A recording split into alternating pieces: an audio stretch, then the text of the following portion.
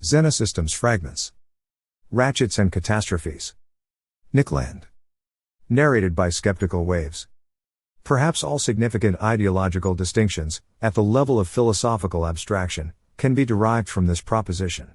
For the progressive, it represents the purest expression of history's moral arc. For the conservative, or, more desperately, the reactionary, it describes an unfolding historical catastrophe. For the neo-reactionary, it indicates a problem in need of theorization. Moldbug lays out the problem in this, now classic, formulation. Cthulhu may swim slowly. But he only swims left. Isn't that interesting? In the history of American democracy, if you take the mainstream political position, Overton window, if you care, at time t1, and place it on the map at a later time t2, t1 is always way to the right, near the fringe or outside it. So, for instance, if you take the average segregationist voter of 1963 and let him vote in the 2008 election, he will be way out on the wacky right wing. Cthulhu has passed him by. Where is the John Birch Society, now? What about the NAACP? Cthulhu swims left, and left, and left. There are a few brief periods of true reaction in American history, the post-Reconstruction era or redemption, the return to normalcy of Harding, and a couple of others. But they are unusual and feeble compared to the great leftward shift. The specific Moldbugian solution to this problem, whether approached historically through the ultra-Calvinism thesis, or systemically through the analysis of the cathedral, invokes a dynamic model of Occidental religious modernization. The irreversible bifurcations, symmetry breaks, or schisms that lock Western modernity into its great leftward shift correspond to successive episodes of cladistic fission within Protestant Christianity, abstractly understood. The religious history of modernity is constituted by a degenerative ratchet. Discussing a recent critique of the Euro by Keith Humphreys, Megan McArdle converges upon the same insight. She writes, as a longtime Eurosceptic, who has frequently flirted with the idea that the Euro must eventually destroy itself, I am sympathetic to Humphreys' point. But let me attempt to offer a partial defense of the hapless Eurocrats. However stupid the creation of the Euro was, undoing it will not be easy. Yes, we're back to our old friend path dependence.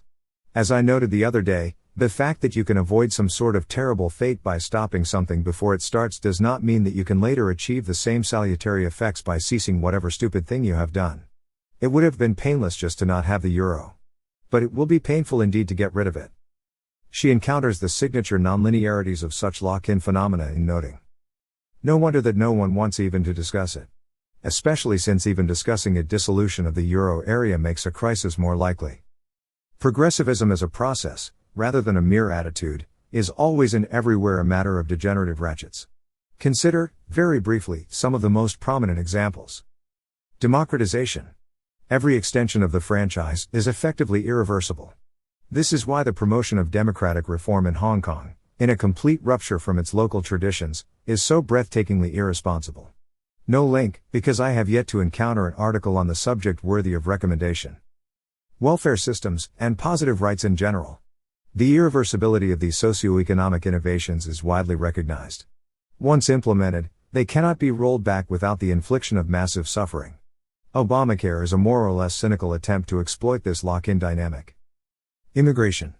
Welcoming newcomers is effortless, removing them all but impossible, or at least entirely unprecedented in the modern West. Immigration policy, by its nature, can only swim left. It consists of freezes and floods, but never reversals, epitomizing the ratchet pattern. Macroeconomic politicized money, central banking, fiat currency, inflationary normalization, and debt financing.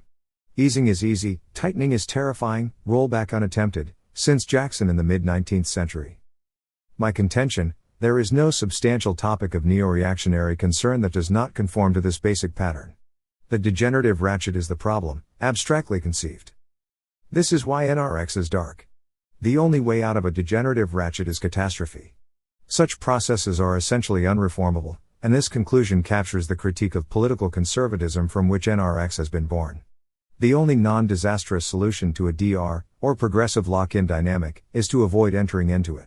Once it has begun, normal politics can only modulate the speed of deterioration, and then only to a relatively limited degree. It will reach its end, which will be seriously horrible. NRX forecasting begins and ends with this thesis. Our doomsterism is not a psychological tic, but a rigorous theoretical obligation. It follows, ineluctably, From Iron Historical Law. Looking on the dark side is the only way to see.